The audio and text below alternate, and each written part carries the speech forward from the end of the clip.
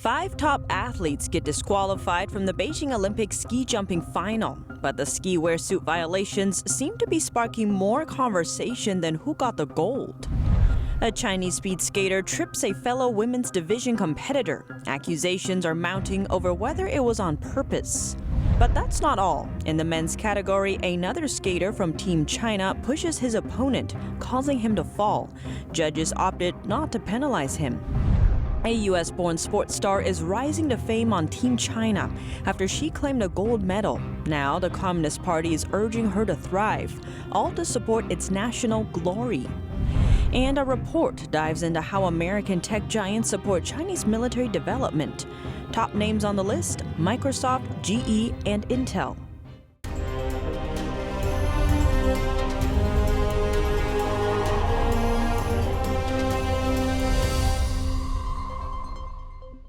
Welcome to China in Focus. I'm Tiffany Meyer. The Beijing Winter Olympics are making headlines.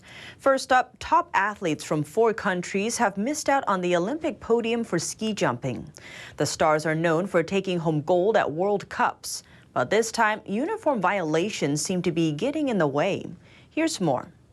The mixed team ski jumping final at the Beijing Games left several nations roiling, and a round of disqualifications was by far the most heated issue.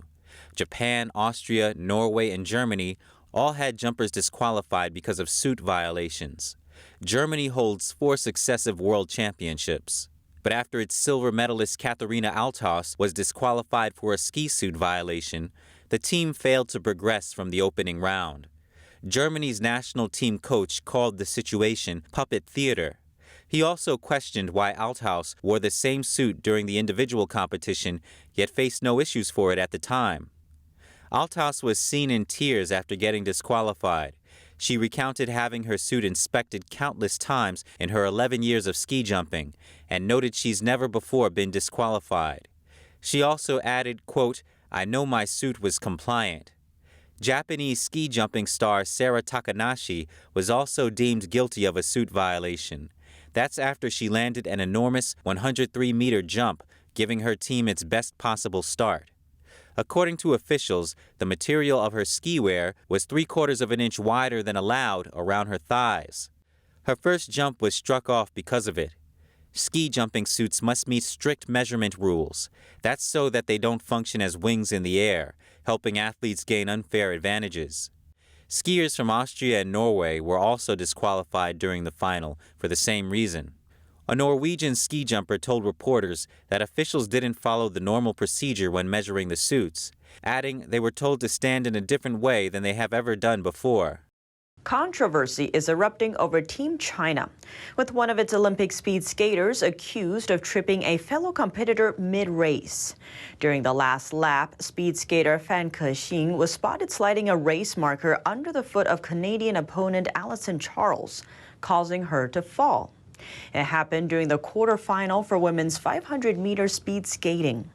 Footage of the incident is circulating online. Canadian news outlet Daily Hive questioned whether the act was on purpose. One social media user accused Fan of tripping Charles on purpose. In a comment online, they point out that Fan appears to have reached out of her way for the marker as she put her arm over the leg of another competitor. That other competitor was Florence Brunel. As it turns out, judges disqualified Brunel for tripping Charles instead of Fan.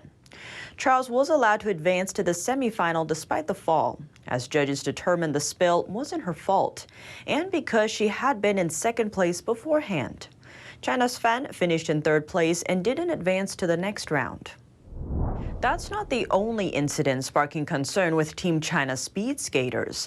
Another issue came up during the men's 1,000-meter short track competition. That's when a Chinese speed skater appeared to push his opponent, causing him to fall right before the finish line.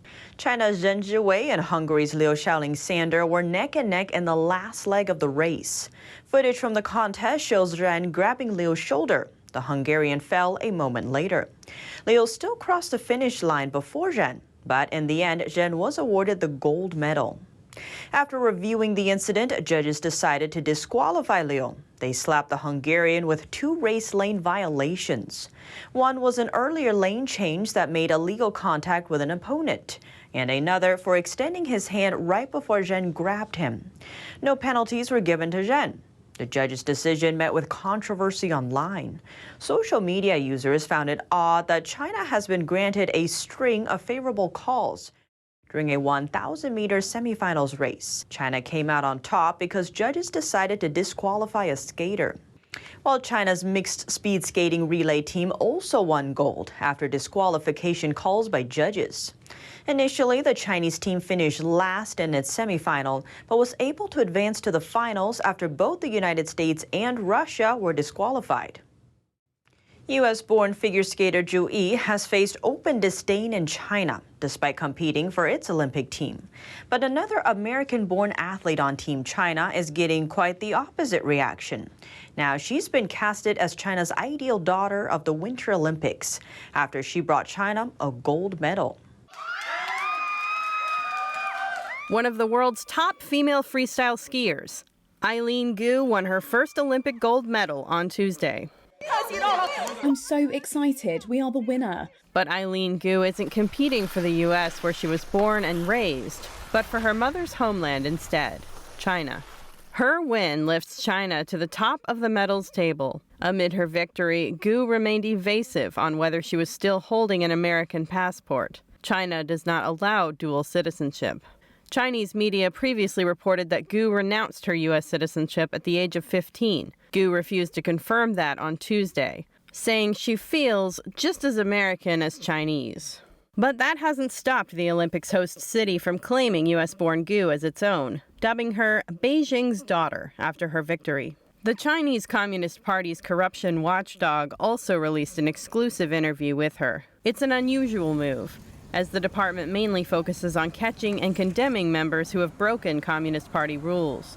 Other departments under the regime, normally unconcerned with sports, also praised Gu on their official social media accounts. Gu's followers on Chinese social platform Weibo ballooned to 3 million on Tuesday. Her name also topped the website's trending topics list. She has since become a household name in China and Beijing's poster child for a new type of Chinese athlete. But according to CNN, Gu might be caught up in Beijing's propaganda campaign, showing the world it has the power to attract foreign talent, especially from the U.S. And for Gu, even one wrong move could send her tumbling. The story of another U.S.-born athlete may serve as a cautionary tale. Team China figure skater Zhu Yi took not one but 2 spills onto the ice during her short program at the Games. She received the lowest score of any athlete for her event. Her flop immediately triggered fierce criticism on Chinese social media. The hashtag Zhu Yi has fallen racked up more than 200 million views in a matter of hours before getting seemingly censored. She had given up her American citizenship to compete for China. Following Gu's victory, Beijing seems to be already expecting more of her. In congratulatory letters sent from China's sports administration and Beijing's municipal committee, officials expressed hope that she would bring home another gold and, quote, strive for greater glory for the party. Some Chinese-American athletes are competing for the U.S. In a reversal of fortunes from the last Olympics, Team USA figure skater Nathan Chen takes a record-breaking victory. Scoring a world record, Chen performed his short program Tuesday in Beijing. The win gives him a major lead over rival Yuzuri Hanyu in the quest for the gold medal. Chen had also been a gold medal favorite at the Pyeongchang Winter Games in 2018, but only managed 17th place after his performance displayed a number of errors. Instead, Japan's Hanyu went on to win his second consecutive Olympic gold. This time, Hanyu scored over 95 points, far from his previous world record of nearly 112, and even further from Chen's fresh record of close to 114. The Japanese star goes into the free skate on Thursday in 8th place. Chen, on the other hand, came away feeling strong. He landed all of his elements, including 2 quadruple jumps. The triple world champion was spotted celebrating with fist pumps afterwards. Casting a shadow over that victory, a major setback hit the U.S. team over the weekend. American figure skater Vincent Zhou withdrew from the Beijing Olympics ahead of this week's men's singles competition. In tears, Zhou delivered the news on Monday after testing positive for COVID-19.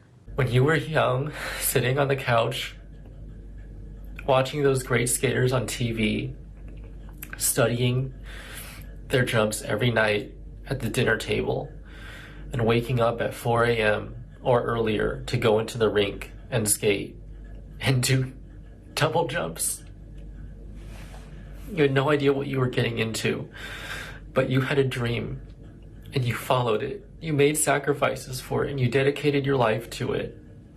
Zhou finished sixth at the 2018 Pyeongchang Games and beat triple world champion Nathan Chen for the gold medal at the Skate America Grand Prix in October.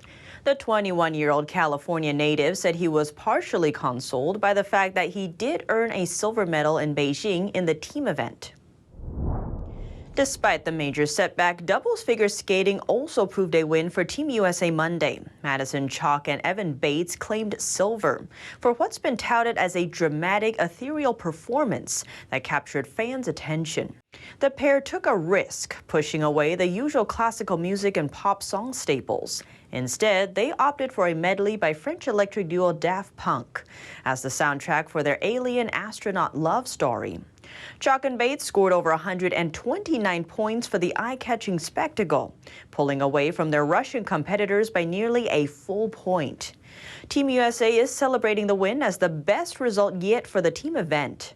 The U.S. took bronze at Pyeongchang 4 years ago and Sochi in 2014. Coupled with Karen Chen taking fourth in the women's singles, the end result marks a strong finish for the team, even after being rocked by Vincent Zhou's positive COVID-19 test on Sunday. Switching over to ice hockey, let's zoom in on a unique feature of Team China. More than half of the country's ice hockey players, both men and women, are actually foreign-born and not originally from China.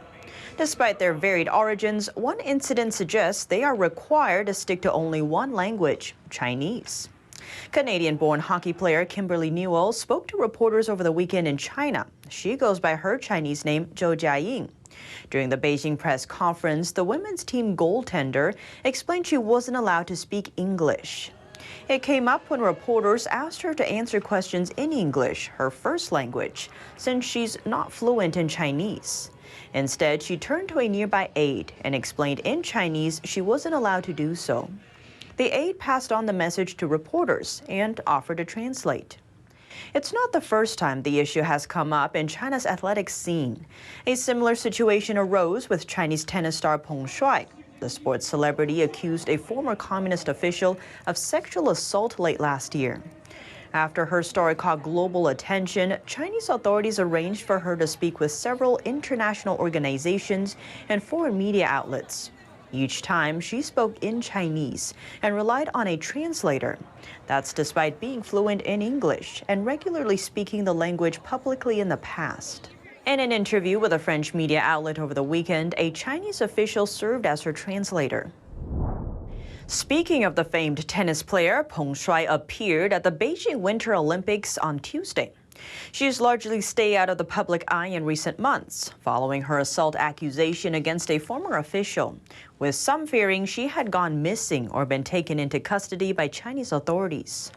But during Tuesday morning's competition, she sat among Olympic athletes, watching American-born Chinese freestyle skier Eileen Gu win the gold. At one point during the event, Peng was spotted sitting next to Thomas Bach, the International Olympic Committee's president. That's after she met him for dinner on Saturday. Earlier this week, Peng denied her sexual assault allegations in an interview with a French newspaper. She spoke to the paper inside Beijing's Olympic isolation bubble, a policy designed to stem virus spread. But now, the outlet's journalist is calling the whole interview part of Chinese propaganda. The journalist says he's still unsure if Peng is free to speak and do as she wants.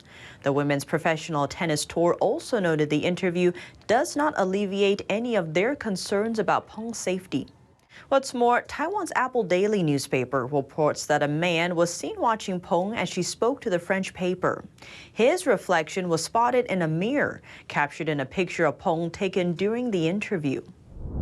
A new report is examining the relationship between certain U.S. tech giants and China. It says 3 American conglomerates are supporting China's military modernization and state surveillance. The companies in question, Microsoft, Intel, and General Electric. The report raises concern over the company's China partnerships, since they're also major contractors for the U.S. Defense Department. The report was co-authored by the Victims of Communism Memorial Foundation, a human rights organization based in Washington, D.C. Take GE, for example. It's a major contractor for the Pentagon. At the same time, the company has a joint venture with a Chinese company called Avic. Avic is one of China's largest aerospace and defense companies, and the Pentagon says it's linked to the Chinese military. GE also has partnerships with key Chinese military players. The report says those ties appear to involve technology sharing. Among the top concerns, those partnerships mean Chinese military-linked companies have influence and leverage over GE's supply chains, which are critical for America's national security. GE has also worked with local Chinese authorities to develop China's state surveillance program called Smart Cities. Now to Intel. The American chip giant has worked with the Chinese government on surveillance technology. Intel and Dell keep a joint lab with a Chinese state-backed research entity known for developing military surveillance tech. A 2019 Wall Street Journal report says Chinese authorities use Intel's technology to monitor people in Xinjiang. In addition, Intel also partnered with another Chinese company, Hikvision. Hikvision is the world's largest surveillance equipment maker. The U.S. says it's backed by the Chinese military. Intel has been a critical supplier to Hikvision since the early 2000s. In 2018, Intel says it helped Hikvision develop a kind of camera for video surveillance. The U.S. put Hikvision on a trade blacklist the following year, citing national security concerns. Now to Microsoft. The report says the American tech giant is helping Chinese military-linked companies develop their technology. That's through Microsoft's Innovation Hub in China. The company says the hub's goal is to combine Microsoft's leading AI research results with the rich industry experience of member companies in China. Its members include a Chinese telecom giant called China Telecom, a company the Pentagon says is tied to the Chinese military. Microsoft also works with military-linked companies to tailor products directly for the Chinese regime. In 2015, Microsoft formed a joint venture with a company called CETC. Through the partnership, Microsoft provides a custom version of its Windows 10 software exclusively for the Chinese state. In 2020, the Pentagon said CETC is linked to the Chinese military. It also put the company on a blacklist. NTD has requested comment from Intel, Microsoft, and GE. We did not receive a reply before airtime. American officials say they are losing patience with Beijing. Chinese officials pledged in a 2020 trade deal to purchase hundreds of billions in U.S. products, but are not following through on the promise. U.S. officials called on Monday for, quote, concrete action from China to make good on promises Beijing made to buy $200 billion worth of U.S. goods. The purchases were supposed to have happened in 2020 and 2021 as part of a so-called Phase 1 trade deal signed by former President Donald Trump.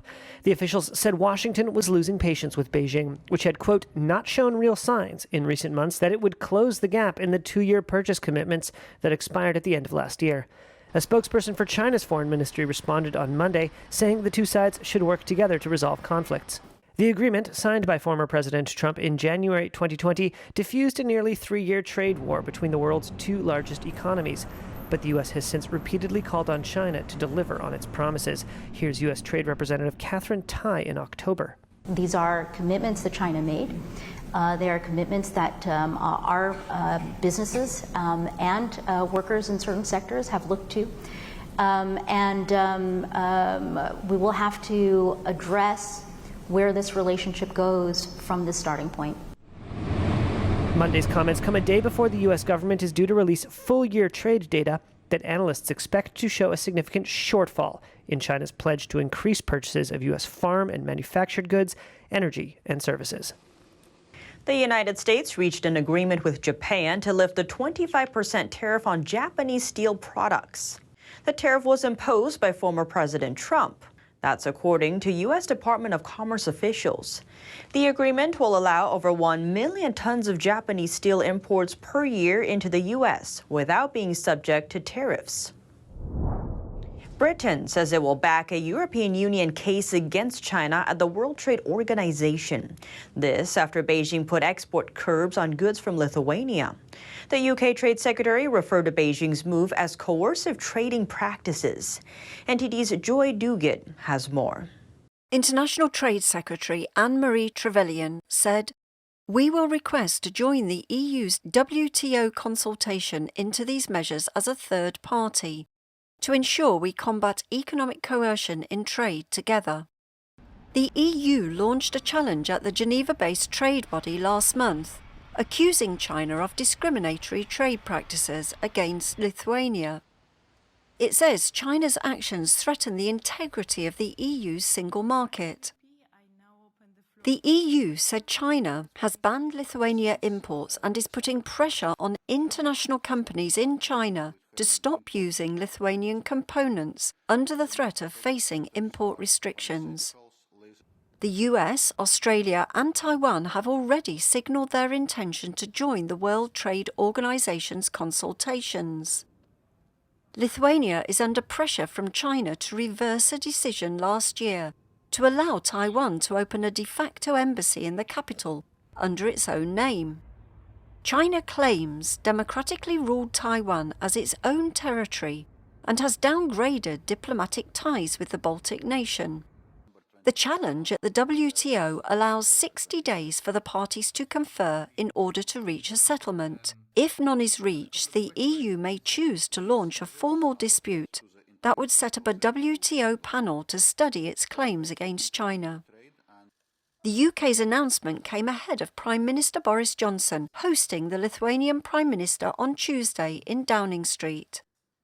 Joy Duguid, NTD News. China's clampdown on its big tech industry has cost companies north of $100 billion in total. Yet there's no unanimous consensus on why Beijing did this to its own companies. The U.S.-China Economic and Security Review Commission recently held a hearing where experts discussed the matter. NTD's Don Ma has more. At the D.C. hearing late last month, titled CCP Decision-Making and the 20th Party Congress, experts gave their insights on why China is targeting its tech firms. One expert offered a perspective based on Xi Jinping's background. I mean, remember, Xi Jinping is someone who came of age in the 1950s, 1960s. He's used to, more of an analog world. So he's even, I would argue, a little bit less able to understand the true power and the true, especially market power of some of these tech companies. The expert says Xi Jinping only recently realized how much data and power Chinese firms have, which contested the Chinese Communist Party's monopoly on information and power. It's the case that he sort of woke up one day in roughly in 2018 and realized that, oh my gosh, all these companies have tons and tons of information. I thought the party had a monopoly of information on Chinese citizens, but in fact, now these companies, through the social media data, through even financial data, they know so much about citizens of China. We need to get a handle on it. But another expert at the hearing says the crackdown is a result of U.S. technology sanctions on China. In response to the U.S. blockade on Chinese access to technology, the Chinese leadership now feel compelled to put all of their energy on accelerating hard technology like semiconductors, artificial intelligence, advanced manufacturing, and they no longer want to have things like the world's best shopping platform. That's no longer a priority to them. If anything, it's a distraction and a waste. Though the expert says that Xi Jinping felt the clampdown did far greater damage than he had anticipated, specifically damage to business confidence. She says it remains to be seen whether that confidence can be restored. Don Ma, NTD News. And that's all for today's China in Focus. But before you go, here's a short glimpse into this Wednesday's special report. The cost of speaking out. Athletes competing in the Beijing Winter Olympics are faced with a challenge, and it's more than just the competition. Many are now stuck on a dilemma between winning medals and keeping their morals. Embroiled in controversy, the Games have prompted scrutiny, calls for boycotts, and pushback. But in the end, the Winter Olympics have gone forward. Now caught in the middle are the athletes. Speaking out could cost them more than just a place on the winner's platform, but staying silent could deal a blow to their conscience. In this special report, we look at the choice athletes competing in Beijing are forced to make, how the fear of speaking out has spread around the world, and what can be done to stem that threat.